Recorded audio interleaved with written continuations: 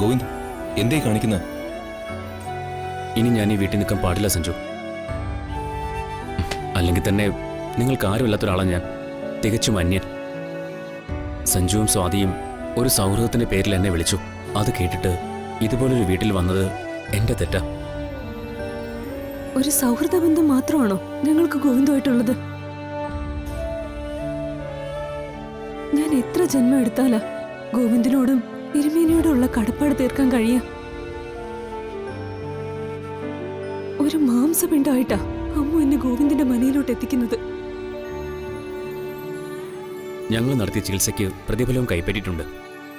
അതുപോലെയല്ല സ്വാതി, ഞാനൊരു കുടുംബത്തിൽ വന്ന് താമസിക്കുന്നത്. എന്നെ നിങ്ങൾ തടയാൻ നിൽക്കണ്ട. ഞാൻ ഈ രാത്രി തന്നെ പോവാ. ഇറങ്ങാൻ നേരം ഞാൻ വിളിക്കാം. കുറച്ച് പുസ്തകങ്ങൾ കൂടി പാക്ക് ചെയ്യാനുണ്ട്. നിങ്ങൾ ചെല്ല്. ഗോവിന്ദ് ഇവിടുന്ന് പോവില്ല. ഞാനത് പറയുന്നത്. ഗോവിന്ദ് കവിതാപ്പിച്ചയുടെ കയ്യിലെ കളിപ്പാവാവരുത്. അമ്മുവിന്റെ സ്വപ്നങ്ങൾ തകർത്തു കളയാൻ ആ സ്ത്രീ കളിക്കുന്ന കളിയാണിതെന്ന് ഗോവിന്ദ് ഒന്ന് മനസ്സിലാക്ക്. അല്ലാതെ അവർക്ക് ഗോവിന്ദിനെ അപമാനിക്കണമെന്നുള്ള ഉദ്ദേശമൊന്നുമില്ല. ഗോവിന്ദ് ഇവിടെ താമസിക്കുന്നതല്ല പ്രശ്നമെന്ന് ദയവായി ഒന്ന് തിരിച്ചറിയ. അമ്മ പഠിക്കരുതെന്നും അവളെ രക്ഷപ്പെടരുതെന്നും മാത്രമേ ആ സ്ത്രീയുടെ മനസ്സിലുള്ളൂ. ഗോവിന്ദ് പോയാ അവരുദ്ദേശം നടക്കും. അതിന് ഗോവിന്ദിനെ വെച്ചൊരു വൃത്തികെട്ട കളിയാ നടത്തിയത്. ഒന്നും അറിയാത്ത മുത്തശ്ശി അതിൽ വീണുപോയി. അതെ, അതാണ് ഇവിടെ സംഭവിച്ചിരിക്കുന്നത്.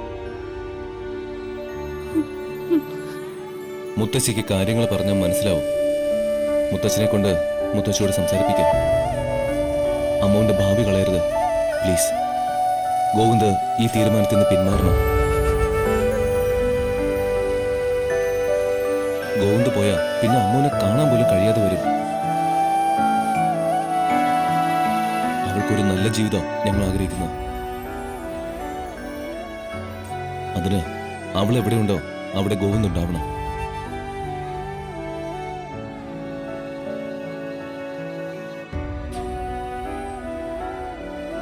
മനസ്സിൽ വിഷവുമായി നടക്കുന്ന ഒരു സ്ത്രീയുടെ മുന്നിൽ ഗോവിന്ദ് തോറ്റു കൊടുക്കരുത്.